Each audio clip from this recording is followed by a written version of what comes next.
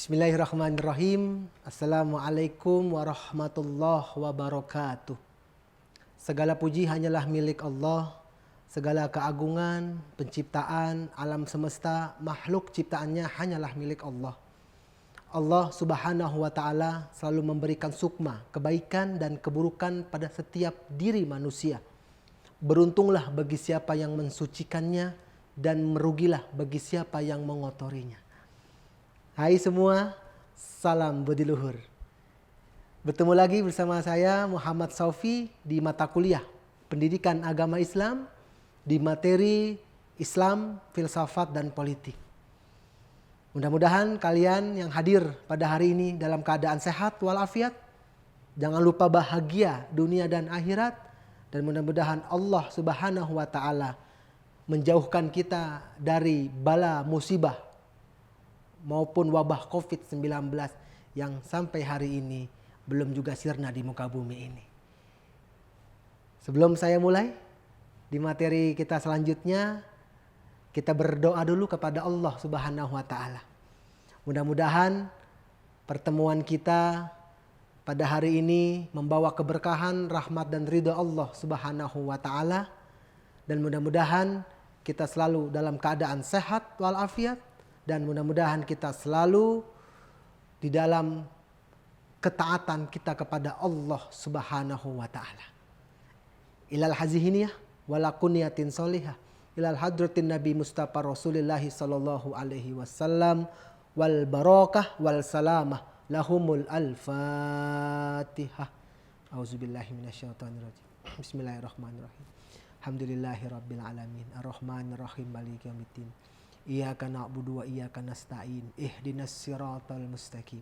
Siratal ladzina an'amta 'alaihim ghairil maghdubi 'alaihim waladdallin. Amin. Rabbi firli wa liwalidayya. Amin. Mahasiswi budi luhur, dipahami, fokus dan khusyuk, dibuka hati Al-Qur'annya sambil nanti kita bisa tilawah bersama-sama lewat Al-Quran dan bisa mendapatkan syafaat nanti di hari kiamat kelak. Banyak orang berpendapat bahwa agama dan filsafat itu harus dipisahkan. Karena kenapa? Karena filsafat ini cenderung menyesatkan. Tapi menurut Ibn Rus, ya, pakar Islam, bahwa antara agama dan filsafat harus disatukan. Kenapa? Karena agama itu cenderung lebih kepada hati. Sedangkan filsafat cenderung kepada pemikiran. Agama cenderung kepada pengabdian kita kepada Allah, pada Tuhan. Sedangkan filsafat cenderung kepada pemahaman harus bermanfaat buat orang yang berfilsafat. Atau filsafat lebih kepada pengetahuan harus lebih memahami dirinya. Nah, ini konsepnya filsafat. Kalau kita harus memahami pengetahuan, tapi kalau filsafat tidak. Pengetahuanlah harus memahami dirinya. Nah, ini filsafat bedanya. Saya ambil contoh Nabi dan Rasul yang berfilsafat terhadap agama. Bahkan Nabi tersebut mencari Tuhannya melalui filsafatnya. Nabi Ibrahim alaihissalam itu seorang nabi yang berfilsafat loh. Kenapa? Karena ketika Nabi Ibrahim alaihissalam dilahirkan, ketika dia meranjak dewasa, dia mencari siapa Tuhannya. Dengan dia mencari siapa Tuhannya, dia tidak hanya menggunakan akalnya, tapi dia menggunakan pikirannya untuk menjadikan bahwa Tuhan memang ada. Nah, menggunakan pikirannya, pengetahuannya, ini disebut filsafat. Maka dia melihat bintang. Dia melihat bulan. Ketika bintang bulan keesokan paginya dia hilang, maka dia berpendapat bahwa dia bukan Tuhanku. Karena Tuhan abadi. Tuhan gak akan pernah meninggalkan saya. Kata Nabi Ibrahim. Itu filsafat nih. Muncul matahari. Panas. Terik. Ketika pada malamnya hilang matahari. Dia mengatakan, bukan Tuhanku. Karena sesungguhnya Tuhanku adalah abadi selama-lamanya. ketika Nabi Ibrahim sedang mencari siapa Tuhannya, dia berjalan, dia berdoa, maka ada di suatu tempat Tuhannya berkata, "Hei Nabi Ibrahim, aku ini Tuhanmu." Nabi Ibrahim menjawab, "Kalau engkau Tuhanku, buktikan kemahakuasaanmu kalau engkau benar Tuhanku." Nah ini filsafat. Filsafat itu harus membuktikan dengan pengetahuan. Kalau agama saja hanya akal. Kalau kita hanya beragama tanpa berfilsafat, kita hanya membenarkan saja, iya. Tapi kalau kita berfilsafat, membenarkan sesuatu lewat pengetahuan kita, pemikiran kita, itu filsafat namanya. Bukan sesat, tapi berfilsafat. Dari situlah Nabi Ibrahim mendapatkan jawaban dari Allah. Allah memerintahkan Nabi Ibrahim untuk mengambil seekor burung, 2 ekor burung, dan dijadikan daging, dicincang, dilumatkan, terus dilemparkan ke timur, ke barat, ke selatan, terus cukup tepuk tangan, maka 2 ekor burung kembali ke pundak Nabi Ibrahim alaihissalam. Mahasiswa buduluhur, filsafat itu mencari kebenaran. Ingat, filsafat mencari kebenaran atas sesuatu permasalahan yang ada dalam diri kita. Agama butuh filsafat kebenaran. Jadi kita tidak hanya menerima, tidak hanya kita ittiba, bukan hanya taklid, tapi kita menjadi muttabi, kita menjadi ittiba, kita ikuti berdasarkan dalilnya. Kita ikuti berdasarkan dalil Al-Quran nasnya. Kalau kita mengikuti saja taklid tanpa ada dalil, kita namanya taklid buta. Maka Ibnu Rus mengatakan filsafat hadirkan dalam agama kehidupan kita. Karena sesungguhnya filsafat mencari kebenaran lewat pengetahuan kita. Kita bahas sekarang pengertian filsafat. Ya, filsafat sebenarnya merupakan studi tentang realitas dari keberadaan. Soal apa yang mungkin diketahui serta perilaku yang benar atau salah. Nah, realitas. Atau filsafat adalah perangkat kritis untuk membaca gejala fenomena, bahkan bisa menuntun kita berpikir kritis terhadap pikiran kita sendiri. Jadi kalian kan mahasiswa nih, jadi butuh filsafat dalam berpikir kritis, butuh itu. Jangan hanya dosen menjelaskan kita langsung mengatakan iya, butuh kritis, butuh filsafat. Untuk membenarkan pengetahuan tersebut butuh filsafat. Maka di dalam Universitas Budi Luhur pasti ada mata kuliah filsafat. Kalau dalam Fakultas Ilmu Komunikasi ada filsafat komunikasi. Apa buktinya? Apa kita membutuhkan filsafat komunikasi? Iya, apa? Agar kita bisa membenarkan pengetahuan terhadap komunikasi tersebut. Tentu juga agama. Angka butuh filsafat. Untuk apa?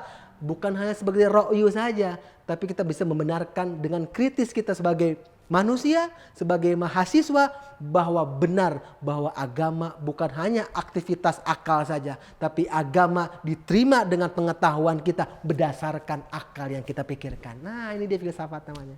Jadi paham ya? Maka kita perlu belajar filsafat agar tidak dogmatis dalam beragama. Apa tuh dogmatis? Jangan kita hanya berpegang teguh satu saja. Tapi kita harus berilmu, berpengetahuan, bahkan tidak berdogmatis kita. Nah, kita tuh harus berparadigma, memiliki paradigma dalam berpikir. Cara pandang sesuatu, kita harus bermazhab, pendapat tentang sesuatu, jangan dogmatis. Karena agama bukan dogmatis. Ingat, agama bukan dogmatis, tapi agama adalah wahyu dari Tuhan. Untuk kita berparadigma, memandang cara pandang kita, bermazhab, berpendapat tentang suatu hukum. Nah, paham sampai sini ya? Kalau kita berpegang teguh satu keyakinan, itu disebut namanya dogmatis. Kita nggak akan pernah berpegang, nggak akan pernah berlainan lagi, nggak akan pernah berubah sedikit pun. Itu namanya dogma. Fahim tum semua?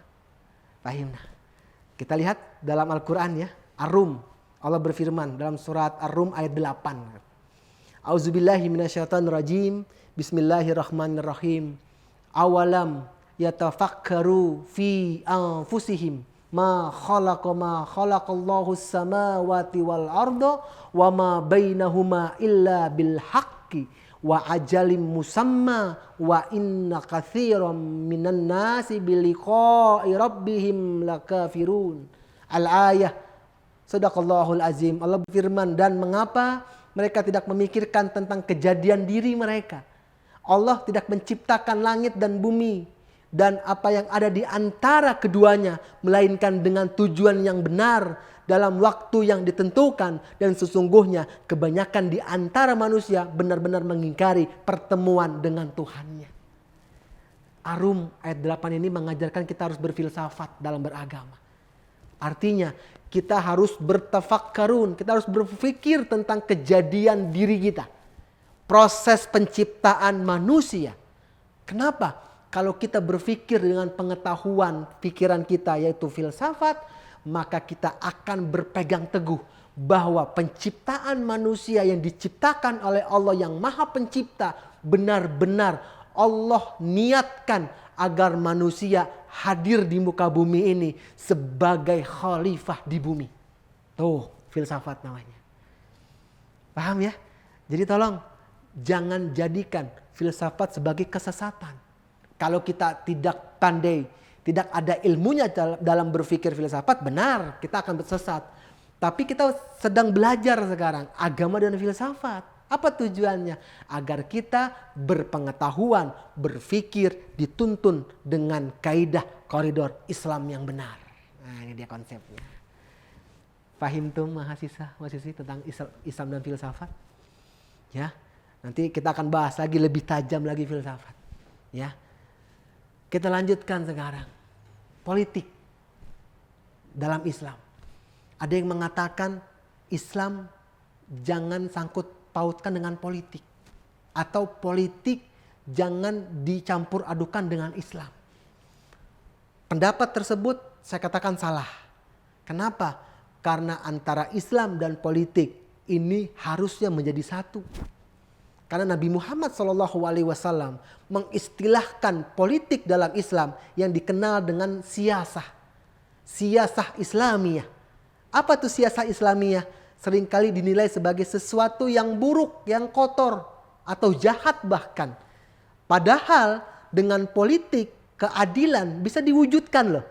Dengan politik juga kesejahteraan masyarakat akan bisa dicapai dengan politik. Kalau benar politiknya. Kalau politiknya kotor dan salah, mempentingkan suatu kelompok, ini yang banyak terjadi pada saat ini mahasiswa masih berluhur. Maka satukanlah agama, filsafat, politik dalam kehidupan kita. Agar apa? Kalau agama hadir dalam filsafat, kalau agama hadir dalam politik, tentunya Islam, maka insya Allah politik yang akan kita jalankan akan menjurus kepada politik siasah yang diajarkan baginda Nabi besar Muhammad Sallallahu Alaihi Wasallam.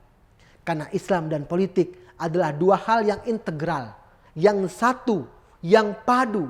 Maka oleh karena itu Islam tidak bisa dilepaskan dari aturan yang mengatur urusan masyarakat dan negara. Sebab Islam bukanlah agama yang mengatur ibadah secara individu saja. Namun Islam juga mengajarkan bagaimana bentuk kepedulian kaum muslimin dengan segala urusan umat yang menyangkut kepentingan dan kemaslahatan mereka.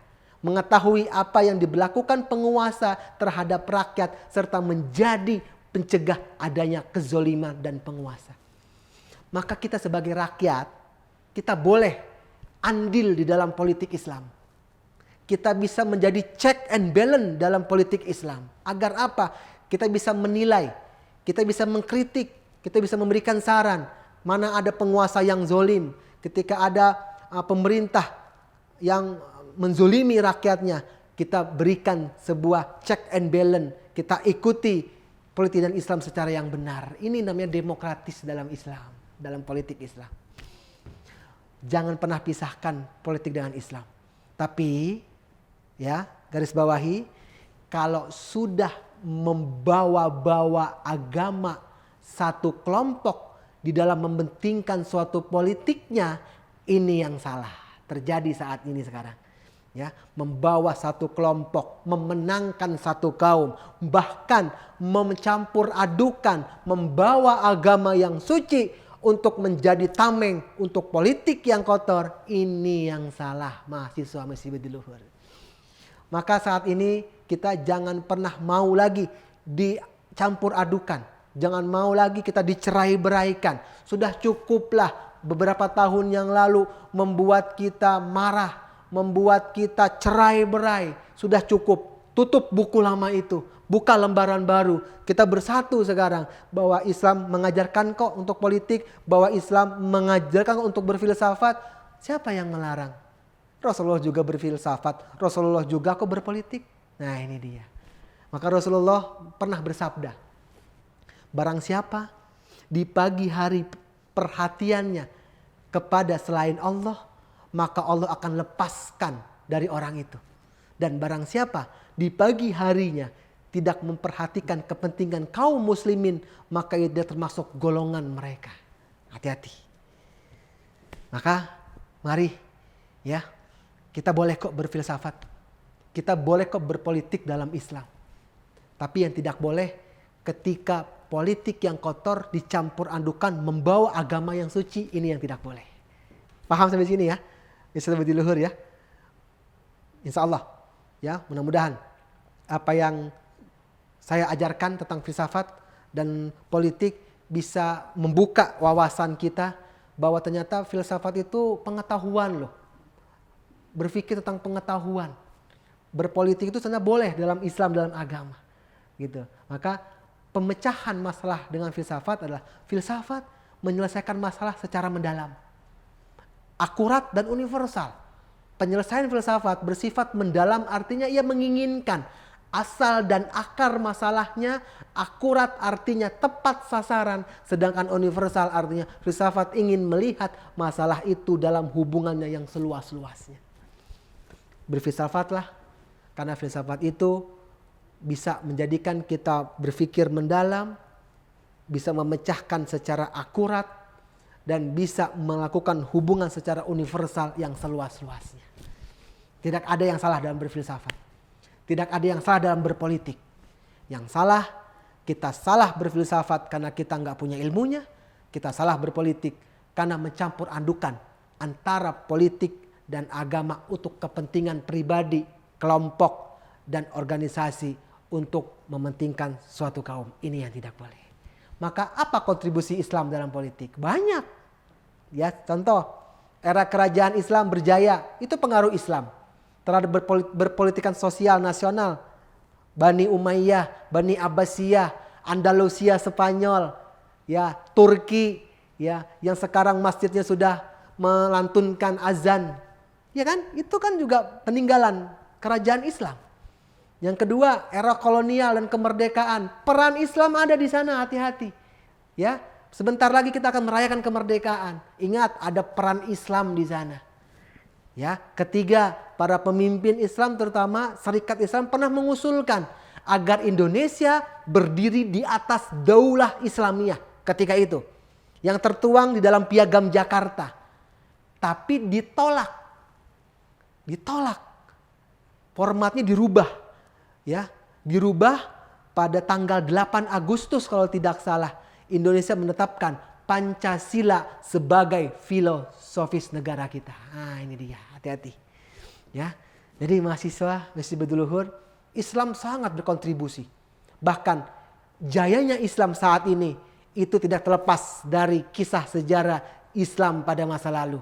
Di Bani Islam, Bani Abbasiyah, Bani Umayyah yang saat ini terkenal dengan peninggalan-peninggalan di kerajaan-kerajaan di negara-negara Islam yang saat ini banyak dikunjungi oleh orang-orang Islam yang ingin tahu seperti apa peninggalan-peninggalan Islam. Insya Allah nanti kalau kita ada rezeki kita bisa nanti pergi ke Andalusia Spanyol atau pergi ke Mesir atau pergi ke Turki, tempat peninggalan Bani Abbasiyah, Bani Umayyah yang ditinggal oleh kita, bahwa ada Islam kontribusinya terhadap politik Islam saat ini. Mudah-mudahan ada manfaatnya. Tetaplah berfilsafat yang benar. Berpolitik yang jernih, yang bersih.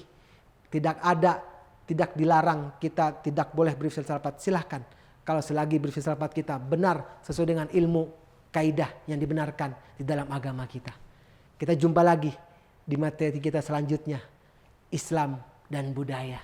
Mudah-mudahan apa yang saya sampaikan, agama, filsafat, dan politik bisa menjadikan pribadi dan masyarakat kita, bernegara kita menjadi bernegara yang majemuk, negara-negara yang baldatun warabbun ghafur, dan mudah-mudahan politik Indonesia kita bersih, suci, dan mengedepankan rakyat Indonesia, bukan menzolimi rakyat Indonesia. Terima kasih. Kita coba lagi di materi selanjutnya. Subhanaka Allahumma wa bihamdika asyhadu an la ilaha illa anta astaghfiruka wa atubu ilaik. Wabillahi taufiq wal hidayah. Assalamualaikum warahmatullahi wabarakatuh. Salam Budi Luhur.